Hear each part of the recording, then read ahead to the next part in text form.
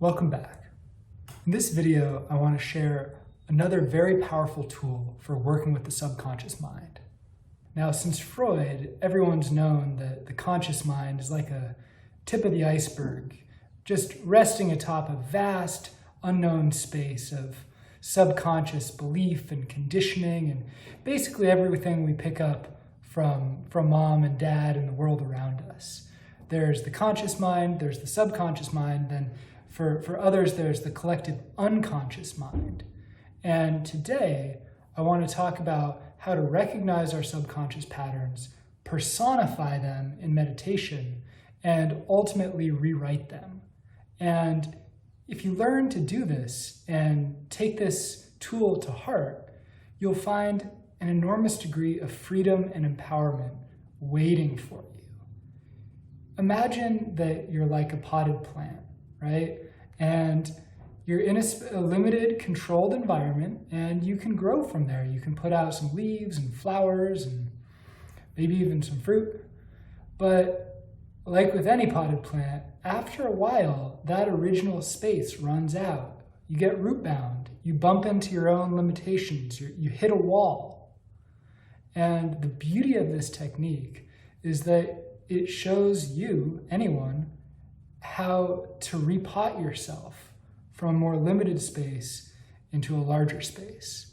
And you don't need to do it perfectly, because just going from a pot this big to a pot this big is great. It doesn't have to be 0 to 60 in 10 seconds.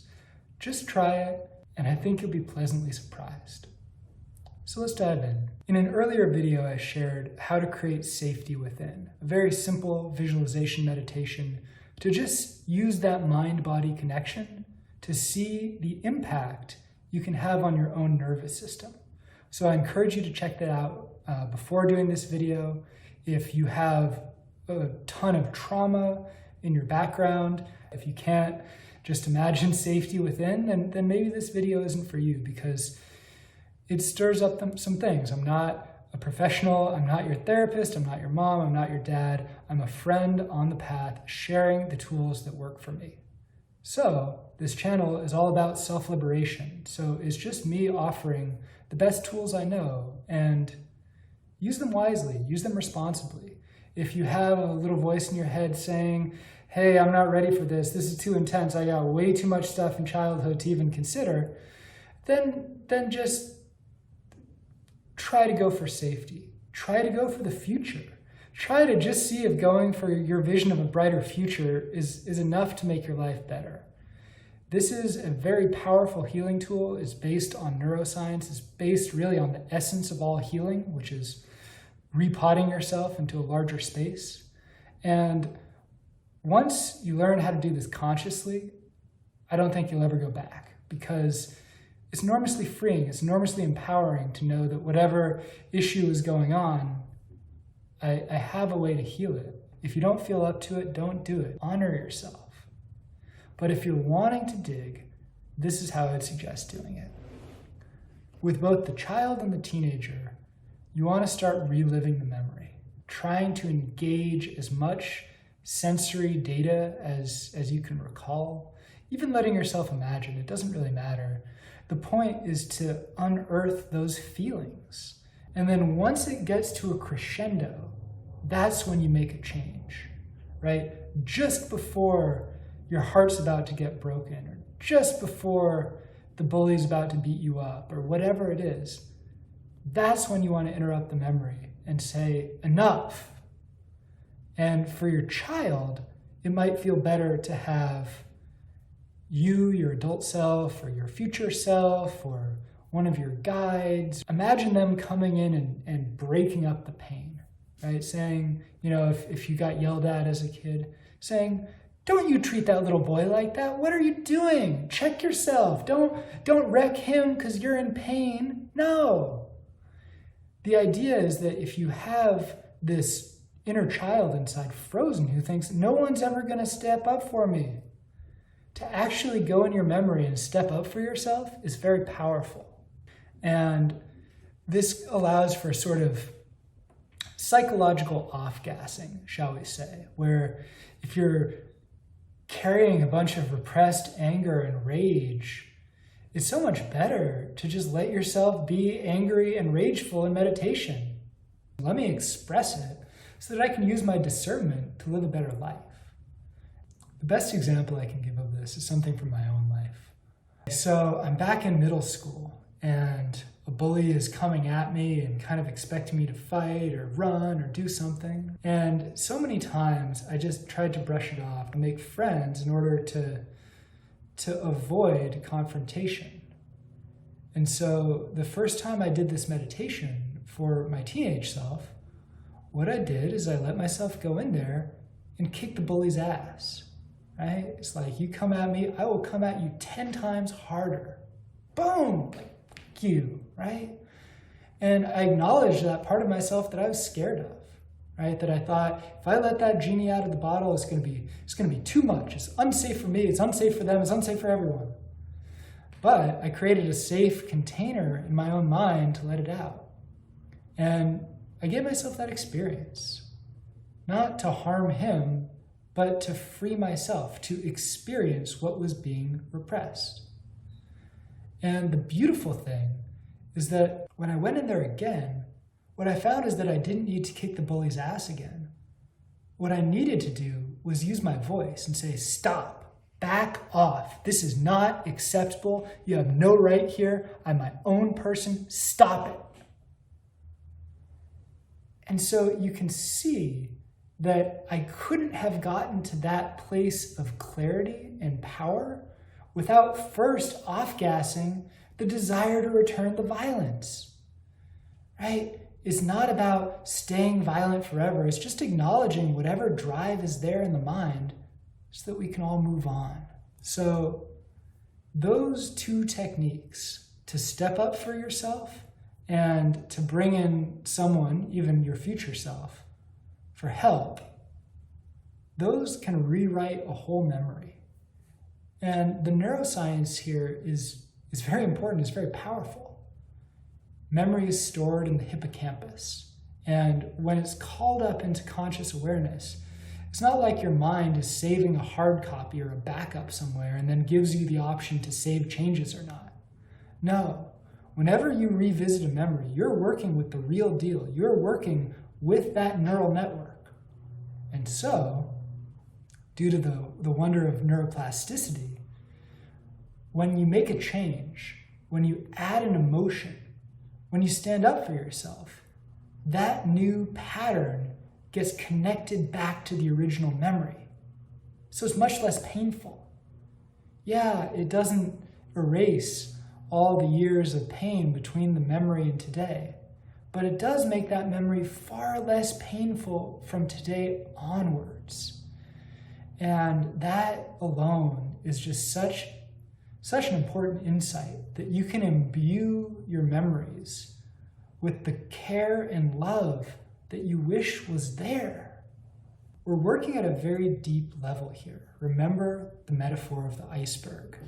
So much is happening underneath the surface that once you learn to work with it, once you learn to reprogram yourself, once you learn to repot yourself, you'll never be the same. Because in the back of your mind, you'll know, oh man, where's this coming from? Right? You'll be able to recognize when something bothers you more than you feel it should. You'll be able to track it down and heal it at the root, and then return to that circumstance and see what's changed. It's like forgiveness in that way. You're not doing it so that the other person can sleep better at night. You're doing it so that you can sleep better at night. And it's also like forgiveness in that once you've forgiven someone, you don't need to go into business with them. You don't even need to ever talk to them again. The point is to free yourself and then use that freedom. It's not to fix what's wrong with me so I can comply with whatever pressure there is. It's just that little space, that little gap, that opening for freedom. And that's what I wish to convey. Okay, that's everything you need to know to start building rapport with the different parts of your subconscious mind. and personifying them, understanding them in a human context, not a clinical context, not an academic context, but a human, emotional, living, breathing context, is going to help you change and grow so much faster. I mean, imagine the difference between receiving nurture and receiving love from your own self and receiving a diagnosis of what's wrong with you. It's much more important to love and understand oneself than it is to try to understand what's wrong with me, right? It's not that anything's wrong with you, it's just that part of you is clinging to the past. Part of me, I find all these details still, even, I use the tools, I see how the tools benefit me. And just to make these videos, I had to let go of some very deep patterns of, oh, another day, oh, not right now, I don't feel good, I have a headache. And there's a magic in going beyond our own limitations.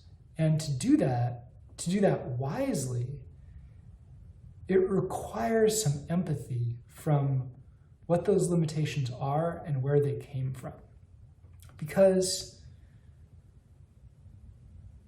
when people get upset, it's not really about you directly. It's about a mix of you and the pattern from the past.